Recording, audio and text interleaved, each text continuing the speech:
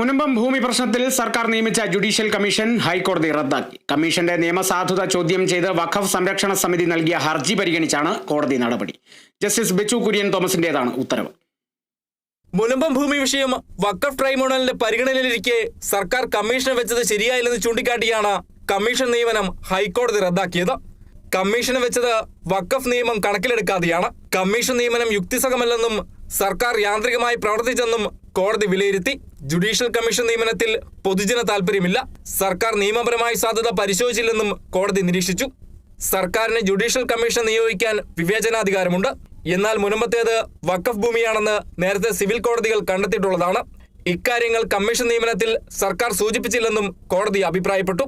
വഖഫ് ഭൂമിയിൽ വഖഫ് ബോർഡും വഖഫ് ട്രൈബ്യൂണലുമാണ് അന്തിമ തീരുമാനമെടുക്കേണ്ടത്.